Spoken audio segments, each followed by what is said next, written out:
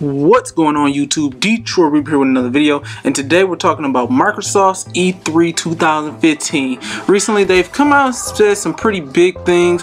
They've said they're going to focus strictly on first party, or mostly on first party, and the main thing is that they said that this is going to be the best lineup in Xbox history. So that's every E3 that I've ever been to. And what I want to talk about is, do you think it's true? Do you really think that it will be better than any E3 that they ever had?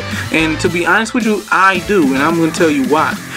They're just having so many games that we know about so far, games that we don't even know about, and you know, we're going to get a lot of stuff this holiday already.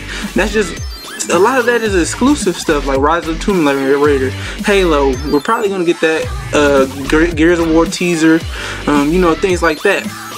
But to prove that why I believe that Xbox will have the best in Xbox history, I wrote down all the games from their old E3s that they put emphasis on in those conferences. So we're gonna go through those, and I'm gonna try and get through them as quickly as possible, and then we'll discuss who had the best year.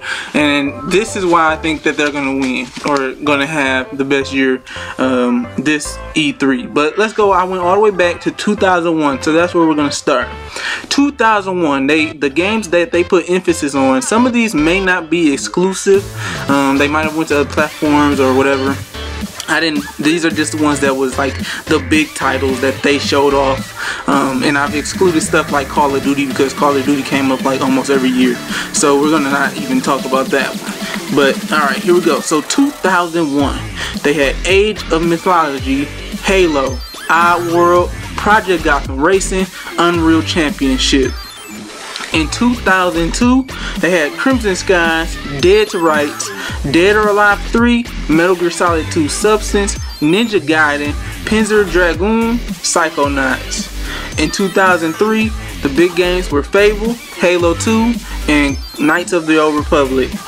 2004, Forza, Half-Life 2, Knights of the Old Republic 2, Prince of Persia 2, Splinter Cell 3, Unreal Championship 2. 2005 was Gears of War, Cameo, King Kong, and Perfect Dark. I believe all of those were exclusives. Not sure about King Kong though. 2006, BioShock, Brothers in Arms, Fable 2, Forza 2, Mass Effect, and Shadow Worm. That was one of my favorites on this list. I like that year. That was a really good E3. 2007, I'm sorry. Halo 3, Halo Wars, Lost Odyssey. 2008, Fable 2, Gears 2, 1 vs 100, Banjo Nuts and Bolts, Viva Pinata. 2009, Alan Wake, Crackdown 2, Forza 3, Halo ODST, Halo Reach, Left 4 Dead 2, Mass Effect 2, Shadow Complex, Splinter Cell Conviction. This was also one of their best years out of all of their Xbox E3s. I really liked that year. They had a lot of good games that they put a lot of emphasis on. 2010, Crysis 2, Dance Central, Dead Space 2, Fable 3, Connect Adventures, Connect Sports, Connect Animals, and what the hell is that? Oh, and Portal 2, I'm sorry. They had show Portal 2, that's what it was. But yeah, this year was more about kids. It had a lot of Connect stuff, you know, because the Connect had just come out.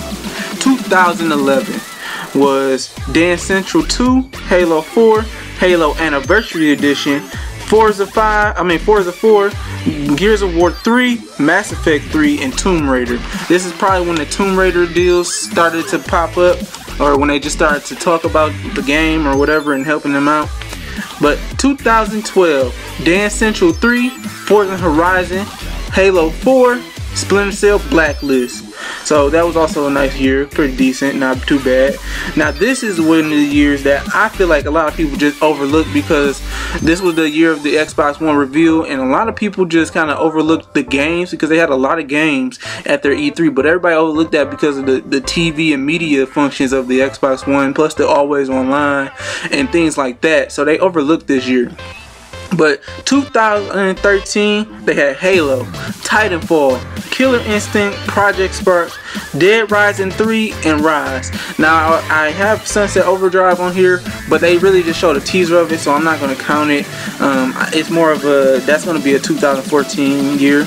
So last year in 2014 they had Sunset Overdrive, Crackdown, Killer Instinct Season 2, Halo Master Chief Collection, Forza Horizon 2, Ori and the Blind Forest, Scalebound, Rise of the Tomb Raider, Fable Legends, and Phantom Dust. Now, you trying to tell me that 2014 was not one of their best years, and they were saying that they're gonna top that?